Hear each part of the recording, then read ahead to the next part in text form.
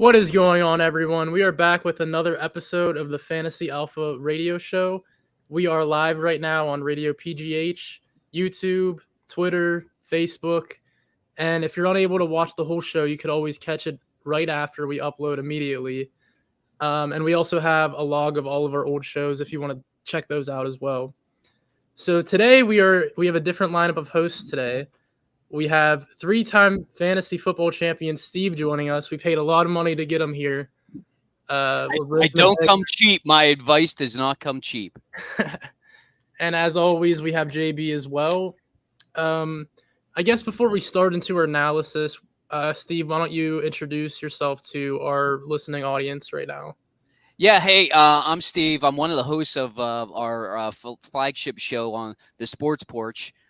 You might listen to us at 7:30 from 7:30 to 8:30 on Mondays.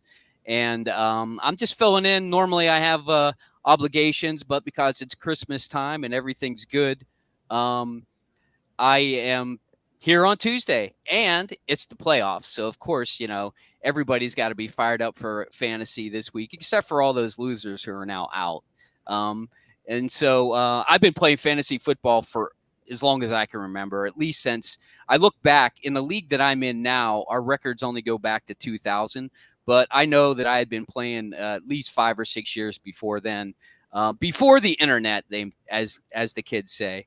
And so I love it. I think fantasy football is really what's made the NFL a great franchise and an organization that, a lot of people can plug into. And I'm happy to join you guys tonight. It's great to have you. Thank you for joining us again. I'm definitely interested to hear your pro advice considering you're a three-time champion. And it also looks like JB came very prepared tonight with his new sunglasses. I've never seen this look, JB. I was feeling a bit different today, Dom. But I'm more than excited to be here once again, Steve. It's good to have you here. I'm excited to get your advice. 3 times fantasy football champion. Is that recent or? So I've been in it 5 times since the year 2000, and recently we've won it twice in the past 5 years. So we're only a 10-team league. We play a PPR, and as the host of this show, Chris, the technical director, likes to say, half of us are we're related somehow. So he likes to think that it's fixed that way, but that's actually not true. It's not fixed. He's just got problems with it. I got a lot of problems with it. It's totally fixed. Let me explain one thing to you guys here. And then I'm out. First of all, I want to thank you for that long dissertation. You read that note card perfectly. You introduced yourself. It was like, wow. And second, yes, in this league I'm in, which I've been in since like 2001 or 2. Yeah, you've been around since about 4 years after I think I got in. Yeah. So near the end of every year, his family members, the ones that are doing really bad, they always seem to trade a really good player to the family member that's like doing pretty good. See, this is how the lore gets started. Right. We actually have a trade deadline before Thanksgiving. Yeah. So what he says is absolutely false, but yet he's created this mantra in his mind that says they trade all the good players for all their bad trades. Okay. And by the way, the commissioner has, in our league, the commissioner has veto over pretty much anything. Yeah, but he's at the flitch. No, he's not. He's a ground zero, you dummy. Yeah, okay, whatever. All right, I'm going to stop because you guys got stuff to do. I just had to chime in because he was begging for it. Yeah, so in our league, there's 10 teams. I don't know how many that you play in. We used to play like a 12-team 2-division thing. That's kind of fun, but what we found was, as we flexed up to like 12, people tend to fall off, and we've been playing with pretty much the same players now for over 20 years, and it's more fun that way, I think, because you get some rivalries going, and it's just more fun that way. And actually, this is a bunch of guys that used to be in the sports room at the Tribune Review, and since then, most of them have retired or moved on, and are not in that business anymore. So it used to be a lot of sports guys, and actually one woman, and so it's still a lot of fun. I think fantasy football is just great, even if you don't make the playoffs. It's still great fun. You get to see who your players are, and every year somebody disappoints, and every year there's somebody on your team you're just like, what? Rashard White is like a top 5 running back this year? Like, wow, nobody ever expected that to happen. So, yeah. So relatively recent champion JB, but we've gone through some lean times. There have been, 3 and 5 years where, you just get some bad beats where, maybe you score 110 points. And I don't know how your scoring goes, but ours is typically if you score like 120 to 140 points, you're going to win. Yeah, I think that's like normal. Yeah. Yeah, if you score less than 100 points, then you're probably going to lose. That's typically how it works. So, when you get a bad beat, it's like, you lose 125 to 134 or something like that. And there's just nothing you can do about that. Sometimes it's just the luck of the schedule.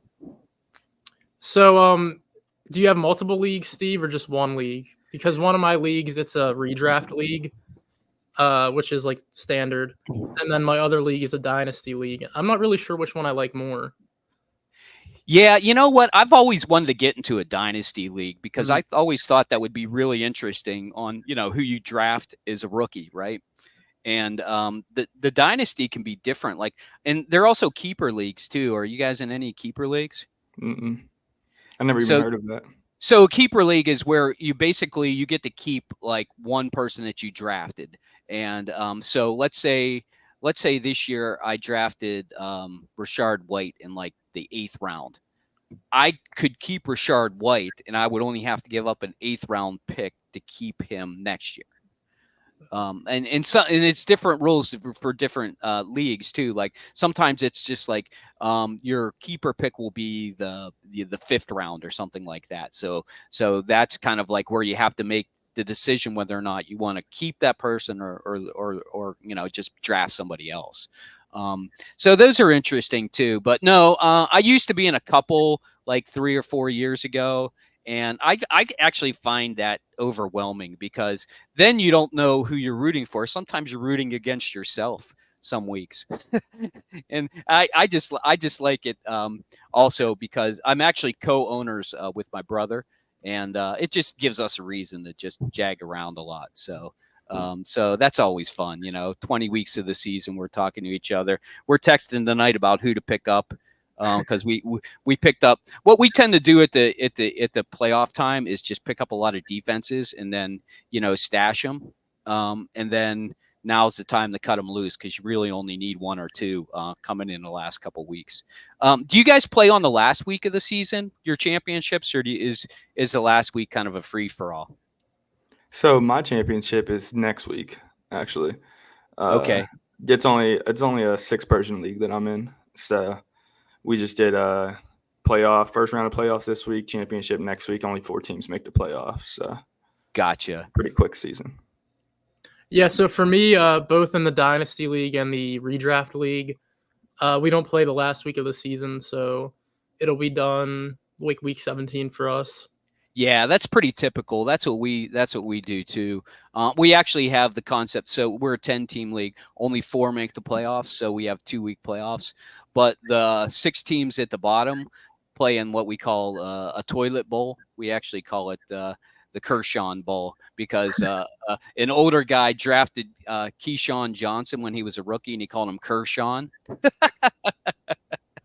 So we've named the toilet bowl the Kershaw Bowl, and they get to play but they get, I think I can't remember, but it's like they get like half their feedback if they win that or something like that. So it gives people something to play for, even though you're not really playing for a championship. You're just playing for a different championship.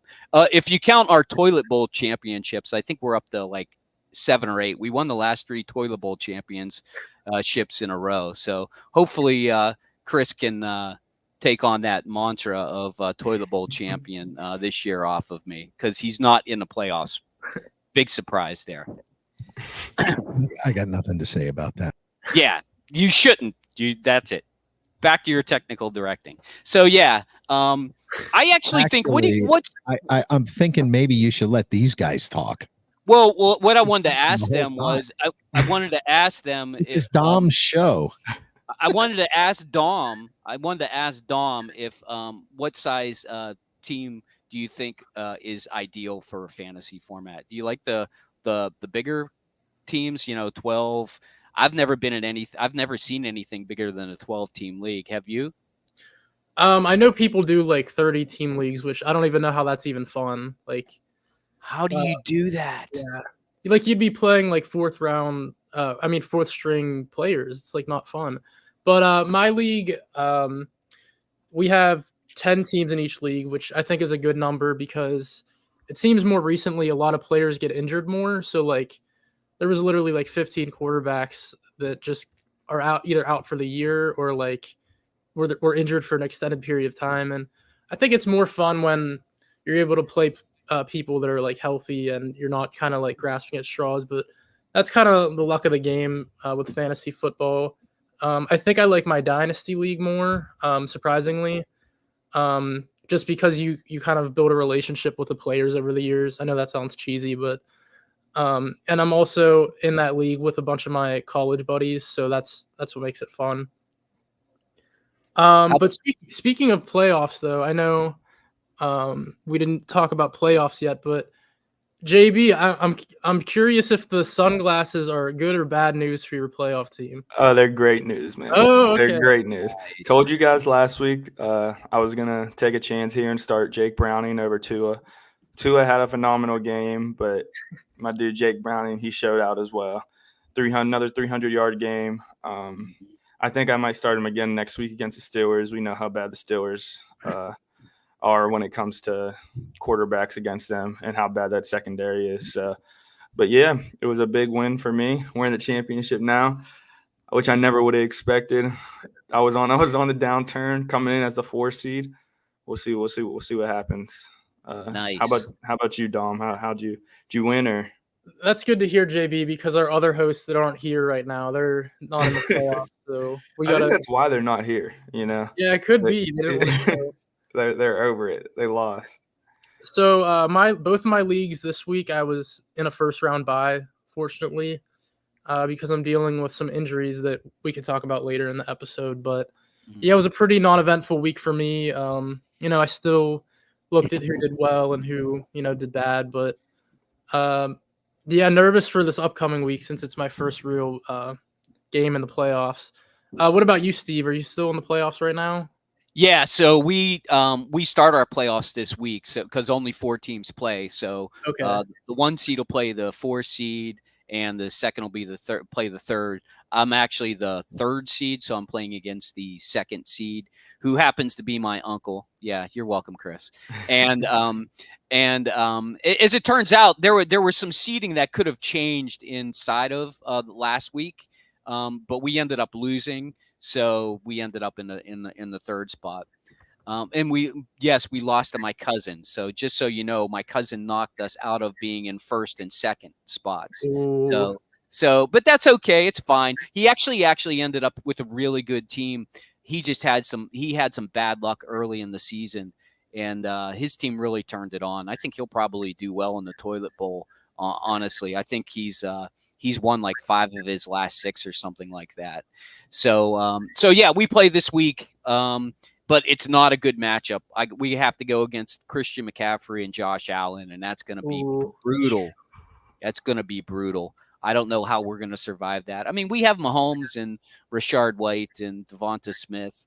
And I think, honestly, and plus we have Travis Kelce. Kelce's going to have a monster game with Mahomes in order to pick up some of that CMC magic that is going to happen. Although CMC, they're playing against Baltimore. Baltimore's been pretty good against the run.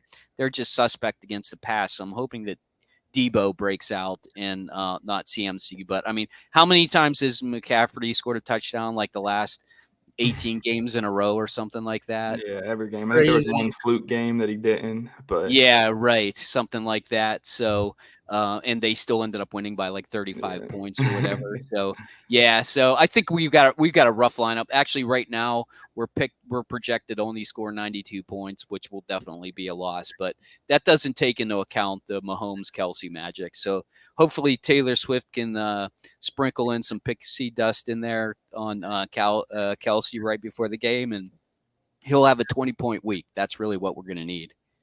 Having 2 Chiefs players on your team is a little bit dangerous, nah?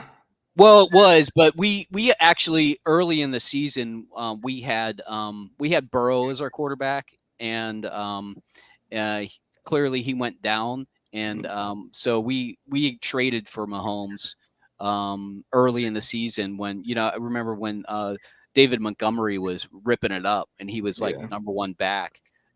So he we ended up trading for Mahomes, but you know what? Mahomes has been pretty much garbage this year. He's been pedestrian. I think we would have been better off picking up Brock Purdy, to be honest with you, and not trading Montgomery. Although Montgomery got injured for a while there, so it's tough. I mean, Mahomes got such a high end. He can have such a high end, but that Kansas City team is really about defense now. So how about you guys? Who do you got going this week? Who do you feel good about? So for my Dynasty League, I'm feeling very bad, actually. Even though I had a first round bye, my QB1 is CJ Stroud, and he's dealing with some injury. I also have Jamar Chase, and he's supposed to be out next week as of right now. And I have Jonathan Taylor, so it's a game time decision if he's playing. So I really got lucky with this first bye week, but it's looking a little sticky right now for my Dynasty. My other team, my redraft league, I'm 11-3, and I think I'm going to win that league, surprisingly. I have Tyreek Hill, I got CeeDee Lamb, I got Chris Olave, TJ Hawkinson. So those 4 are really carrying my team this year, and I'm most confident with that league. JB, why don't we hop into the studs? JB, you could start off with your studs for this week. All right, I got my studs, both from the same team. Miami Dolphins, I got Raheem Mostert. He had 2 touchdowns, 90 yards on the ground. Person I was playing against actually had him. I still ended up winning because the quarterback match was terrible, which I'll talk about when we talk about the duds. But another the other stud that I have is the Dolphins defense. Held the Jets to just 0 points, which was phenomenal. I wish I would have had their defense starting because I do have their defense, but I didn't have them starting. That's 2 studs that I got. Steve, if you got anything? Yeah, my stud on my team is definitely Rashard White. That guy's just been an absolute beast. The last 4 weeks, he scored 15, 19, 23, and 21 points.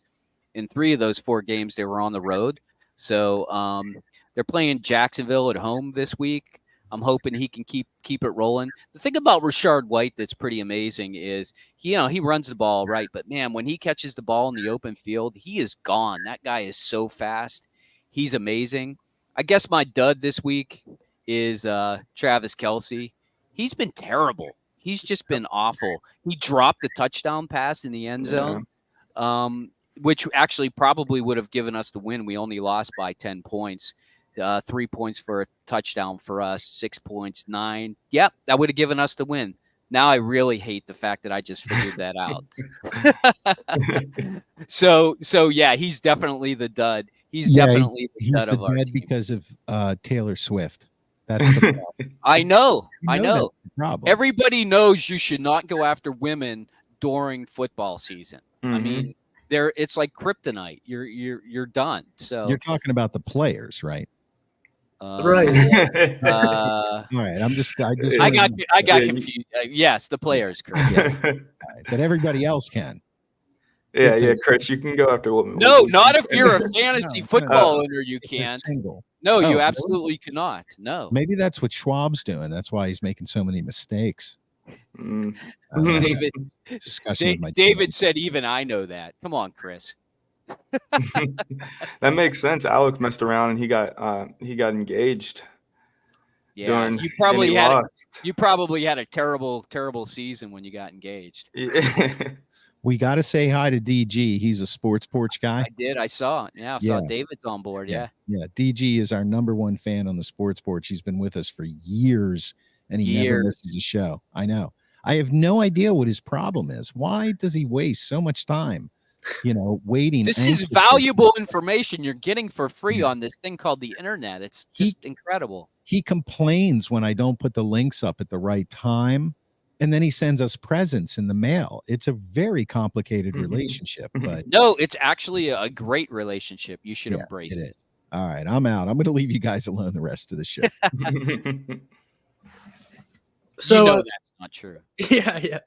So speaking of the Buccaneers, one of my studs of the week was Baker Mayfield. Oh yeah. He had 30 points on the road in Lambeau.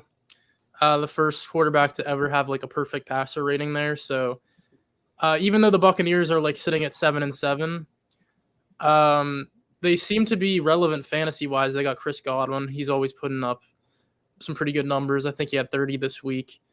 So yeah, if you're looking for a backup quarterback since your main quarterback got injured this year, maybe run with Baker Mayfield. I know he has a lot to prove trying to push into the playoffs, so I expect him to continue to try to ball out throughout the next few weeks.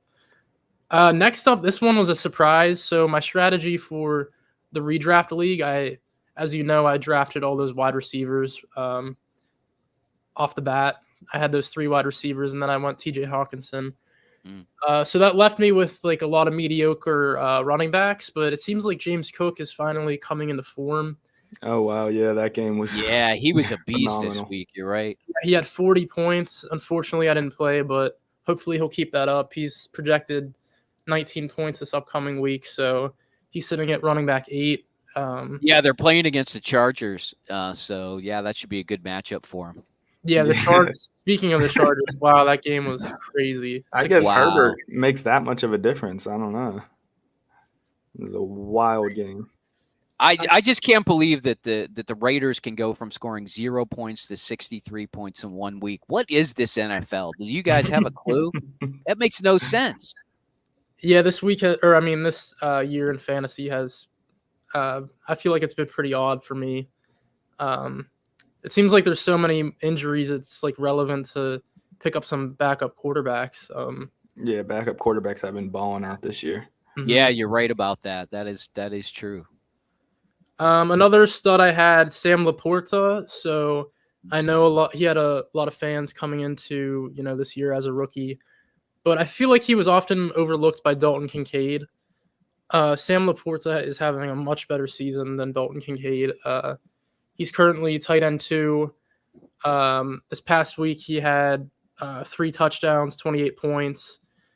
And he's definitely Jared Goff's second go-to weapon behind Amon St. Brown. So if you have him in Dynasty, I bet you're very happy because as long as him and Goff are paired together, it seems like Goff goes to the tight end a lot.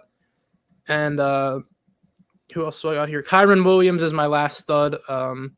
He was injured like 4 or 5 weeks in the middle of the year, but every game he plays, he puts up like 20 to 30 points, over 100 yards of scrimmage.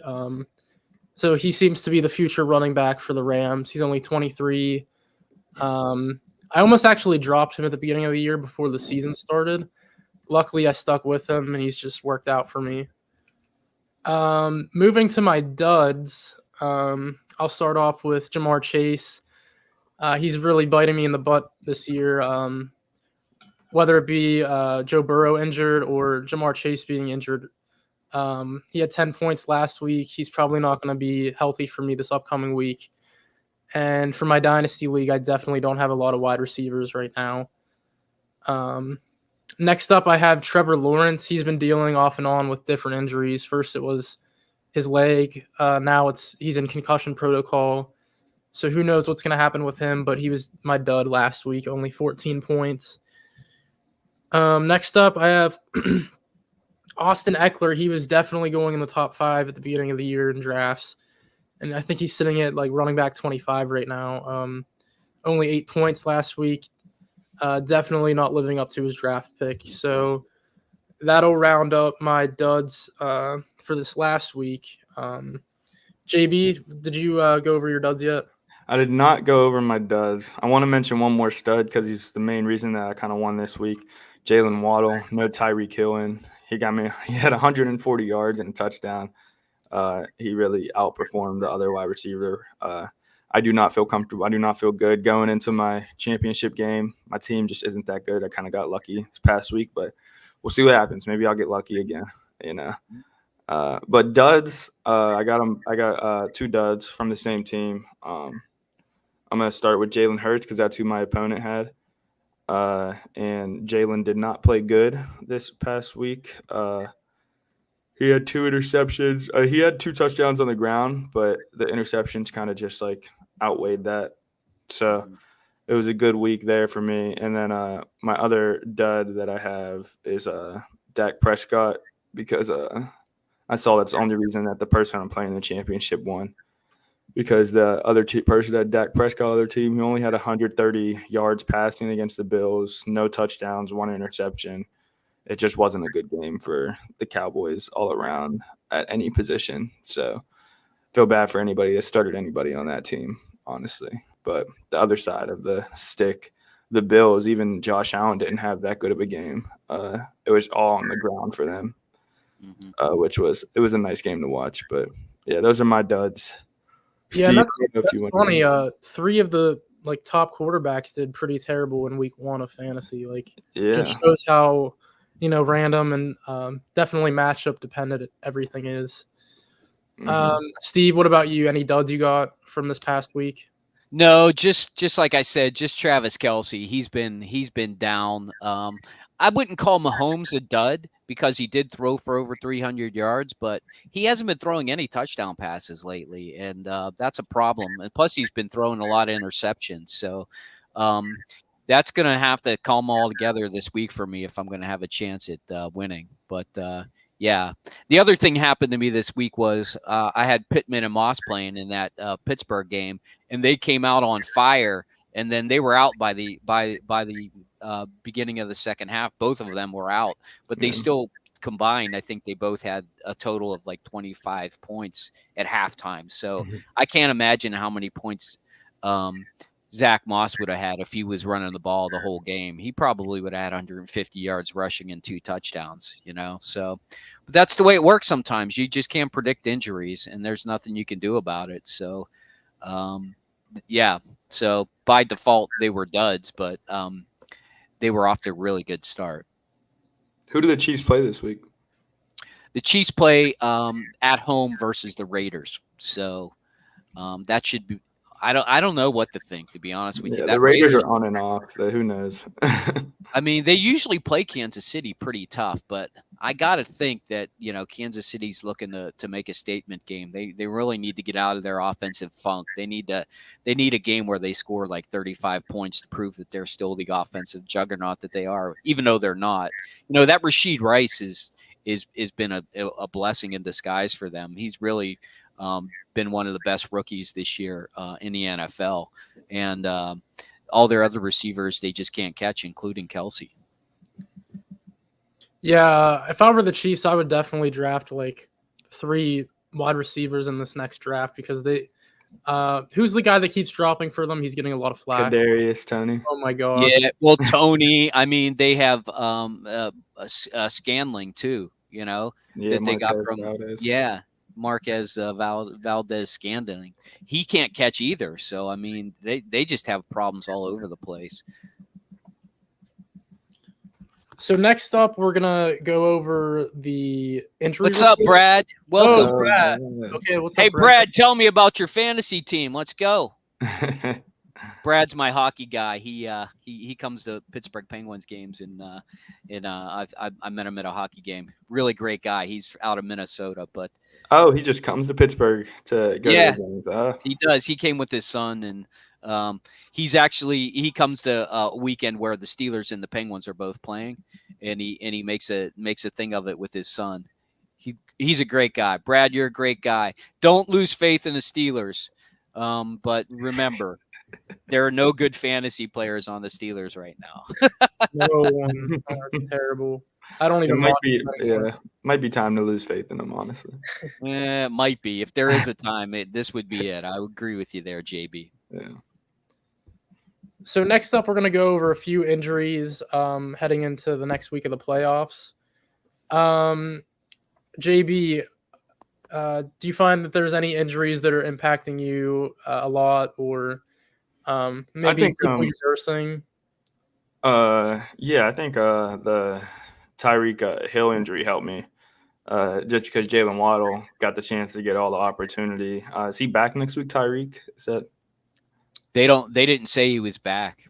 No. Yeah, right now he's unfortunately questionable, so he could. Yeah, he's still questionable. Yeah, if he doesn't play, then that's gonna be pretty big for me. I never want to root on somebody staying injured, but that'd be pretty big for me.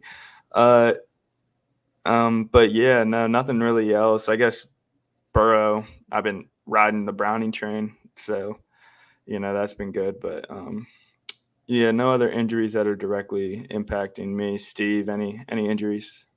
Yeah, I mean, I got Pittman and Moss both. Not sure what's happening, and if Taylor's back, then there's no way I can play Zach Moss. And he actually has a good he has a good matchup against Atlanta. At least in our league, Atlanta's not very good. Actually, Atlanta is pretty good against the run, so I probably wouldn't play him. To be honest with you, anyways, I'll probably play James Conner instead at Chicago. Chicago's not very good against the run. And Pittman, I'm sure you saw that hit that he took. The fact that guy got up from that hit is just absolutely amazing. I can't believe he got up from that hit. His body almost like bent in half. Yeah, I saw that. I mean, I don't know how he didn't get a spine injury from that, but he didn't. And but he's still questionable this week. I'll probably throw in Odell Beckham if he can't go, only because that game is at San Francisco and I'm playing against McCaffrey. So I'm hoping it's going to be a high-scoring affair and maybe Beckham gets some touchdowns he normally wouldn't. I probably would do that anyways, to be honest with you, just because it's just a matchup. If that turns out to be a high-scoring affair, then that helps to have Beckham in there, because you got to figure he's going to get a touchdown out of it. Yeah, I guess I'll pose the question for you guys. Oh wait, we have a question from Brad. Brad. Oh, yeah. Okay. Okay, I've heard of those leagues. Yeah. Yeah, where you can pick 5 guys and then the team that has the most points wins like $1 million or some crap like that. Because there are like 60,000 people, like you said. Yeah. They get so many people that join those things. Mm-hmm. I've never done one of those. You guys ever do one of those? No. Pretty cool. Get a shot. You're probably not old enough. I'm 25, surprisingly. I'm 25. But just jagging with you. You do got a young look to you, Dom. That's a compliment. Yeah, I hope that's the only thing making me happy. Just stay young. But I'm definitely not a good bettor. I'm definitely more like knowledgeable with just classic fantasy football. I never really do good on like prop bets or anything like that. Like, I feel like if you're good at fantasy, I know you would think. Yeah, you would think. I agree, but I've never done it either. The other thing is what's the other one where it's like the knockout? You pick a team, and if they win, then you keep going. Nobody ever wins those, do they? I've never heard of anybody ever going a full season with picking winners. I've never heard of it, but it must happen, right? Yeah, I mean, basically, so like, who's playing this week? Like, who's a slam dunk? Like, you would think Kansas City is going to beat the Raiders, right? So you would say, I'm taking Kansas City, and if they win, then as long as you keep winning, you pick another team. You can't pick the same team twice in a season, though. So you kind of have to be strategic about. Oh yeah, I've heard of who that. you Yeah, pick. Yeah. yeah, I've heard of that. And then there's like a pool of money. So however many people left at the end, if there are 10 people, then 10 people split the money. If there's one person, then one person. If nobody wins it, then the money rolls over to the next year. Yeah, you want to try and like save your knockout picks. This year would have been crazy. Yeah. I mean, some of these picks, like if somebody took the Steelers against Arizona, for example, they're probably pretty pissed off because that was just a few weeks ago. Yeah. Speaking of money, do you have any like prizes for if you win the championship in either of your leagues? The main prize is the trophy, which Chris will never see on his desk. Yes, they forgive family debts to each other. I'm convinced. No, we just take it off of the other players. I'm convinced. Yeah, you've been stealing and laundering my money for years. Yeah, that's exactly right. Yeah, in a legal way. No, that there's always like I forget what it is. Maybe like $100. It's like 60% of the pot, whatever it is, and then I'm more like $400. Where's the rest of the pot go?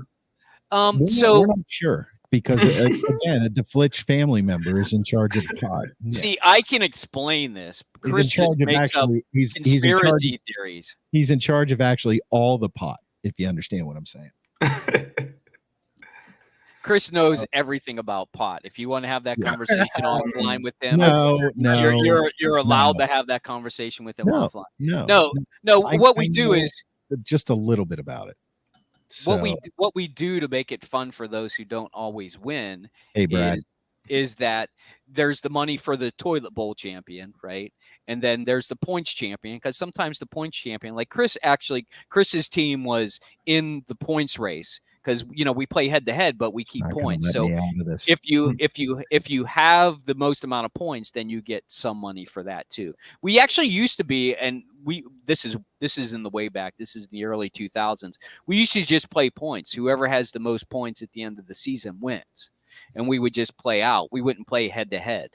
And the problem with that is that they're always half the teams by about midway through. They have no chance at ever getting enough points to catch. Yeah, so you like give up, yeah.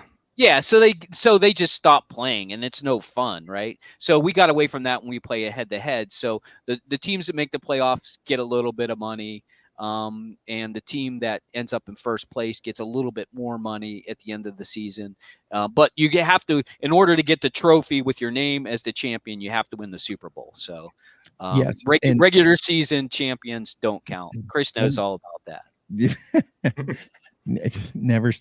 Never always getting it in. So you're going to check your phone, right, Steve? Yeah. Brad's here. So who keeps clicking that? Stop clicking that. Sorry, guys. No, here's my story about this whole thing. This is how fantasy football takes over your life over years. And you guys have been playing for what, 4 years or so, maybe? Brad, sorry to see you have George Pickens on your team. Or JB, was this your first year in fantasy? No, this is my second year. Second year, okay. And okay, so once it's like 30 years. It takes over your life to the point where Steve will remember this. You'll love this, Steve. I was going through a divorce, and which one? That's not funny. The one that's stuck. How about that? The one that's stuck. I was going through a divorce, and it was during fantasy season. And obviously there were things going on in my life that were that demanded a little more attention, and even though I was accused, of course, of being a child, I am an adult, and I was paying attention to what I had to do to get through this process in my life. Meanwhile, I let it slip, when it came to my fantasy team, and there were a couple weeks in a row where I forgot to play like a player, and so my position was empty. And man, the guys went nuts. People accused me of tanking the league on purpose. Like I was part of the cabal, the DeFlitch cabal, and I was like, I don't even know what to say. And Steve stepped up to the plate, and he sent everybody a message and said, hey, look, Chris is going through a lot of stuff right now. I know that for a fact. So yeah, it really sucks, but you're just gonna have to live with it. It's called life, you know. And everybody in the league then, they were all grace. They were like, "Oh God, we didn't know. We're sorry." It's like what? It's there's people out there like, "Hey, look, where's your head? You're forgetting your fantasy team." You know. Yeah. Meanwhile, I'm going through it to force. So these are the stories that kind of, you know, they start to ingratiate, or they start to blend in with your fantasy football life as you get older. Like, I actually hate fantasy football. I hate the football part of it. I hate picking the players. I hate losing. That's my problem. And I lose every damn year. I hate that. But what You're I love, good at it though. yeah, actually, you know, do what you're good at. So I Yeah. keep losing. So Embrace the suck. I hear Tony's the same way. I hear that he's, you know, and he's getting used to it already, which is good, Tony. If you're going to be a loser in life, you want to lose in the beginning so you get used to it forever, right? Yeah. So Steve, you talk about what do you call it, the toilet bowl? Toilet bowl, yeah. You always get a chance to win the toilet bowl every year. I mean, so there's something to look forward to there. Yeah, my friends and I in our league, we have something called the Sacco, which is from the TV show that was called The League. It was a comedy show, maybe like 5-10 years ago now. And I am, I think, 3-time Sacco champion, and meaning like I came in last place. And Can you put that picture up? What's that? Can you put that picture Oh up? yeah, hold on. Let me put this picture up real quick. Yeah, Steve, you got to see this. This is great. This is great. This is so the picture here is me. I lost, and so as a punishment, we have this Christmas bar crawl every year, and I had to go around and basically hold this sign up. And I'll never forget, we walked into this one bar, I hold the sign up, and people cheered. I got a lot of free drinks that night for being embarrassed. It was great. But yeah, I'm terrible at fantasy. That's why I never really come on the show, because I suck. Yeah, but I love the camaraderie. I love the draft. We always have it at my house, and we've had it at my house for probably 10 years now. Yeah, at least, yeah. And so we have a great time. I love that, and then the rest of the year, of course, it's all fun, and then we get to do stuff like this and screwball around. So, but yeah, if you get used to losing early in your life, then it's not so bad the rest of your life, you know. And I can tell you all about that. All right. Is there anything else that, what are we missing? Do we have another category here? Because I know Tony and I are like secretly digitally fighting over producing the show here. So, did you get that text I sent you, Chris? Constant battle. It is. He puts something up. I click it off. He clicks it on. I click it off. Meanwhile, everybody watching is going, I'm not watching this again. So what's next? Dom, you're in charge. I don't know why you let this get out of control so bad. No, it's okay. It's okay. I just sent you a screenshot. I'm wondering if you could pull it up. It's a good question. But until that gets pulled up. Did you email it to me? No, it's in the GM. It's in the group message. Oh, okay. That's way beyond my technical ability. Tony, could you please do Give that? me a second. I'll get it up. Okay. Let the real technical genius here get it up. Give me a minute. I don't want to lose my job. All right.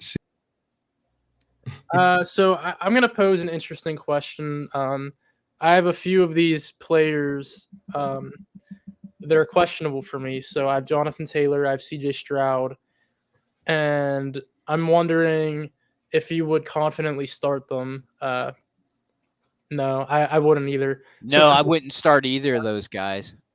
Unless Stroud gets miraculously taken off of the concussion protocol, because they do want to play him. I think they play against somebody who's also in the playoffs, right?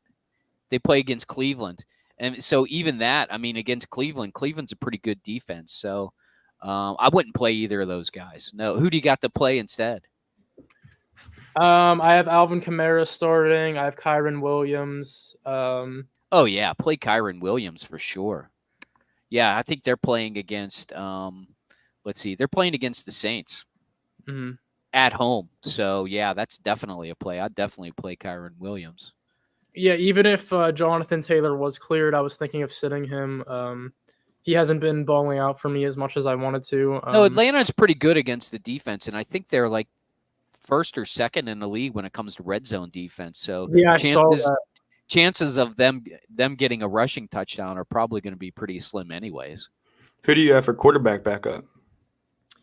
So we start 2 quarterbacks in that league since it's the Dynasty League. And one of them is actually Trevor Lawrence. I know he's still questionable right now, but it might be a little more likely that he plays. And I saw this interesting tweet earlier today comparing Trevor Lawrence to Daniel Jones. And I'm a big Daniel Jones hater. Same.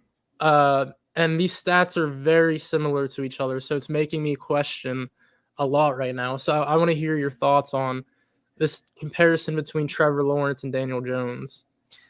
That's actually pretty shocking, to be honest with you. But I mean, that's in his career, right? Yeah, these are career.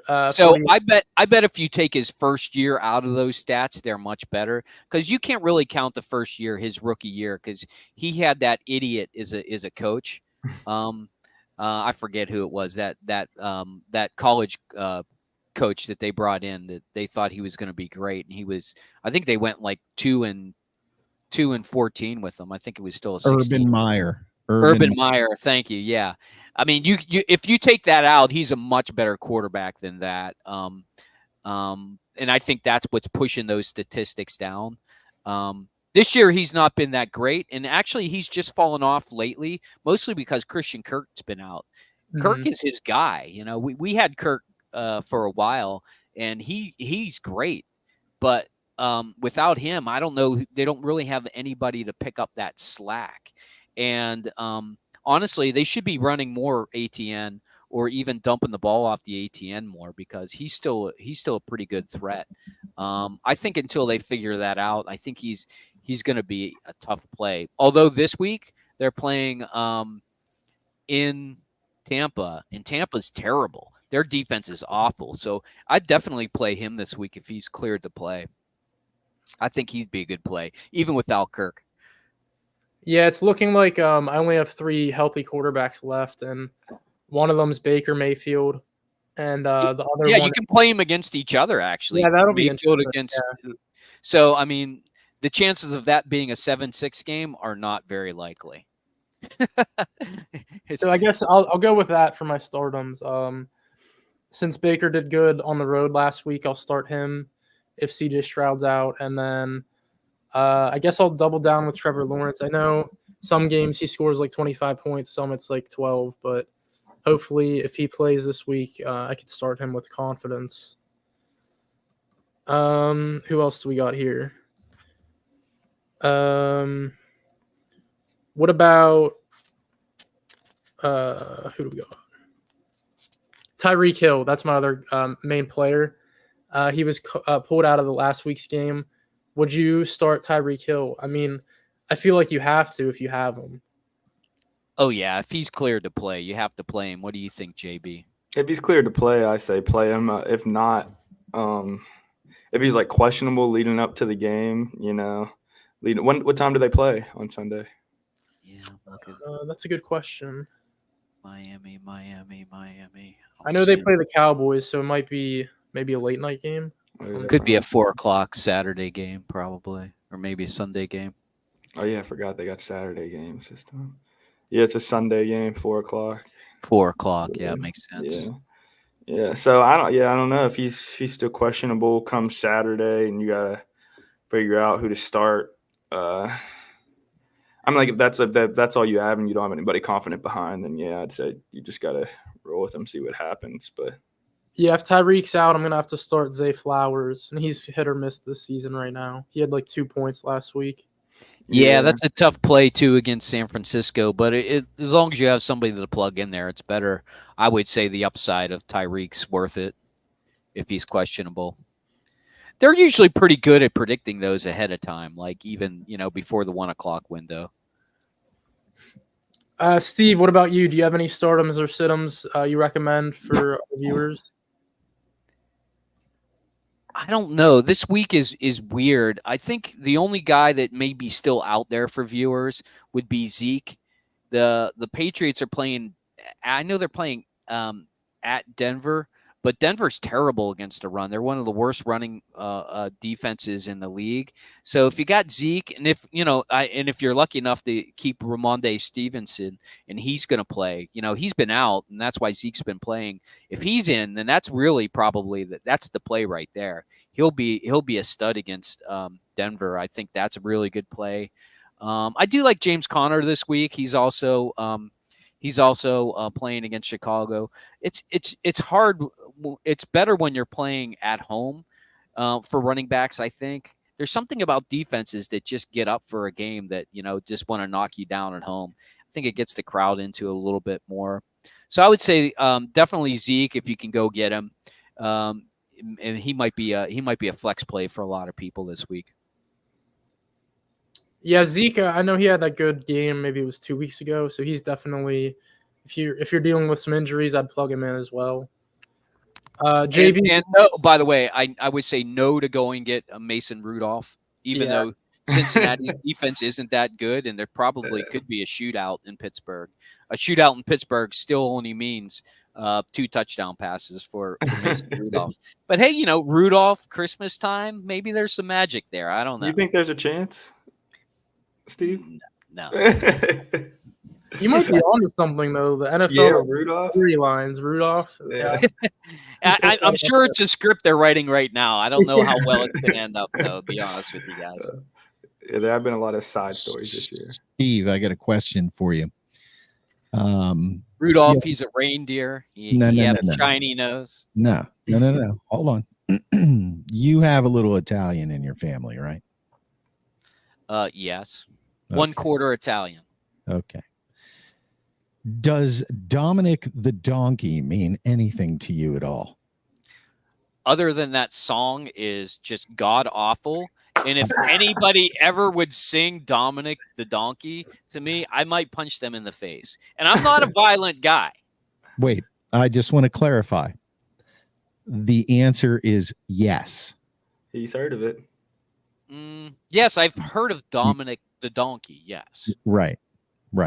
Okay. Everybody who has heard the Christmas song, Dominic the Donkey.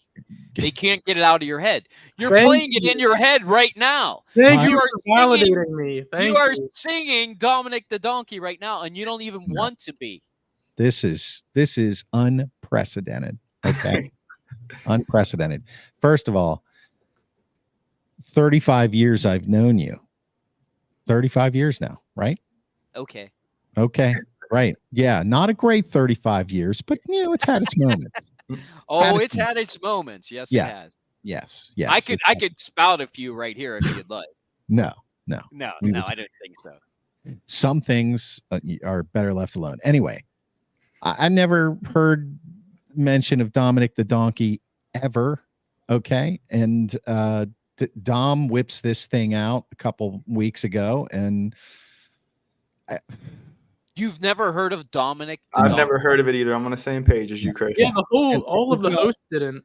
And I must point out that it is obvious that both JB and I don't have any Italian. Right? Yeah, right? it's pretty obvious for both of us, right? Yeah. So you just don't listen to Christmas carols during Christmas season. What in the hell are you talking about? Well, I don't listen to him anymore because I'm tired of him. Maybe I should add Dominic the Donkey to my list. You don't want to. From what I'm hearing, I guess we probably don't want to. No, you absolutely do not. Because once you hear it, you can't unhear it. Yeah. It's that kind of song. That's a problem. That's what I had to grow up with. Maybe that's why I'm so messed up, Chris. There you go. No, I don't consider you to be messed up, Dom. It's not. You are not messed up. Okay. You are a sensitive young man. You know what I mean? You probably took a woman's studies class. Oh my God. No, I did. Yeah, that's what we used to call them back in the 80s in college. They were called women's that's studies. A little hack. That's where all the ladies are. Yeah. Well, yeah, but I was a design major. That's where all the ladies were. Oh, okay. Yes, that is true. There. Right. That is true. I can fake it. Like I'm going to be an artist and a graphic designer and a photographer. And you want to go out to dinner and talk about that stuff? Like that no. Wine spirits appreciation. That's where the women the best class was wine and spirits appreciation because we had a hospitality school at Drexel. So Steve and I took it. Oh man, they taught you about different boozes, wines, and you sampled it, and it was filled with girls that wanted to get into the hospitality injury. Yeah, hospitality injuries. There were a couple injuries on that trip to the winery, if I recall. Some were permanent. Yeah. Yeah. And those are called scars. Yeah. So, did we take over the show, or were you guys pretty close to done? We were getting about there. Yeah, I just have one last question to pose to get You're right about that, David. DG says 40 years ago, engineering was not the field for babes. Gosh, we are being so insensitive right now, are we not? I don't think it is. I don't think it's that field for babes now. Honestly. I don't think it still is. Yeah, baby. I'm sure if you went to an engineering class, you would know you were in an engineering class. Yeah, by all the pocket protectors and the graphic calculators. Still, yep. That's why I was in graphic design, because boy, did it pay off. All right. So one more question for Dom, and then I'll let Tony wrap it up because I'm getting tired and I'm trying to watch Return of the Jedi up here. So to get in the Christmas spirit, I'm thinking of a question. It's Christmas morning. You're making your coffee, and then, what you do Christmas morning is you check under the tree to see what Santa brought you. The way you tell stories, Dom. My question is, what fantasy player would you want Santa to bring you under the Christmas tree? He could be on your team. He could not be on your team. And relate it to fantasy football. I'll state the obvious here, but Christian McCaffrey. Okay. I mean, that's who I'd obviously want to be brought. He scores a touchdown every game. If not, he still has 100-something yards on the ground. So, I mean, and I need a running back. All the running backs have gotten hurt this year. Nobody's really been extremely consistent, except for CMC. So, yeah. Fair enough. He's been great. That would have been my first present. But if I was I already saw it was open, there was a Christian McCaffrey already there, and you can't open up another one, I would definitely go Tyreek Hill. I mean, the guy, when he plays, he stated that he wants to get to 2,000 yards, and I think he would have gotten there this year if he didn't get injured, which is just incredible. I mean, and with Tua throwing him the ball, that deep ball threat, he only needs to catch 4 or 5 balls, and he can go over 150 yards like that and have 3 touchdowns.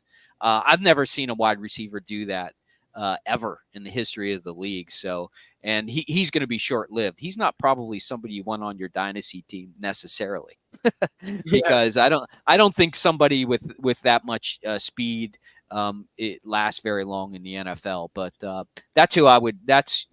Other than having Christian McCaffrey already opened, I would go with Tyreek Hill for sure. I think I'm going to go with CJ Stroud for my Dynasty League. He seems to have a bright future ahead of him. A lot of people wrote out the Texans this year. So him being on my Dynasty team, that was definitely a great present, especially because a lot of people were looking at Anthony Richardson and Bryce Young over him in the draft. So, yeah, CJ Stroud, he's been a great present this year, and it's looking good for my future Dynasty team. But, yeah, I just wanted to pose a fun little question at the end to get in the Christmas spirit. Yeah, I think you're right about that CJ Stroud pick for a Dynasty pick. He's definitely the cream of the crop. And, you think about the guy he's throwing to. Tank Dell's a rookie, Nico Collins is in his second year, I think. They got rid of DeAndre Hopkins, and they still have all these great wide receivers. Yeah, I think the future is definitely bright for him. And they didn't even have what's his name, their running back Pierce, run that much this year. So when he comes back, he's going to be something they're going to have to line up guys against on the line to stop. So yeah, that Houston team I think is going to be a force to be reckoned with in the next several years. In the AFC South, let's face it, it's not exactly lighting it up. So they could take over that division in the next few years. And that was a classic example of Dom's sensitivity. The question he had was related to Christmas presents and what he would like to see under the tree. So, and you're sitting in front of a tree. That's very. You don't know how bad I wanted to say Jimmy G, Chris. Jimmy G under the Listen, Christmas tree. He is absolutely one good-looking dude. No question about it. You know, what did one of Tom Brady's linemen say about Tom Brady when he was asked on a show? You know, what do you think about, Tom Brady, since you're his center or whoever the guy was? And he said, well, what can I think about Tom Brady? Women want him and men want to be him. That's true. I think that's Dom. That should be my present. That should be my present. And JB. But JB, you got a little stash going now. Oh yeah. Yeah, I do. Yeah. See, I pay attention. Yeah, I pay attention. So, but I like a man. I like that. That's a horrible thing to say. First of all, in this day and age, and second of all, when you got guys like me and Steve around. I've never cut my stash before, ever. So. What'd you say? You never cut your stash? What's that mean? My mustache. This is the furthest. That's original hair there. Yeah. Oh, could you imagine if you had your original hair still on growing out of your lip? Do you? Is that really your original hair? This is my original. I've never cut hair before, ever. Really? You've always had that, and I just noticed it. That's what you're telling me. Yeah. Wow. Original. Now, do you think it's going to stay original, or are you going to start going in cycles like we do? I don't know. I'm waiting to see if it grows out any longer than this. If it grows How out long has longer. it been like that? Like 2 years, maybe. Wow, I was gonna say 2 years, but I was just joking. Yeah. Wow. Yeah. Are you afraid if you shave it, it won't come back too? Right. Yeah. That's what I'm thinking. So I just you got a problem. Yeah. Then you got an issue. Then you're going to start questioning yourself. All right, Tony, why are you letting us die like this? That's what I want to know. We are slowly dying here. We're over an hour. Everybody's pooped. Yeah. He's still not answering. You gotta play the boys. outro. Wrap it up. You're in charge, brother. Come on. All right, Dom, the outro, I guess. All that pasta that he was eating before the show.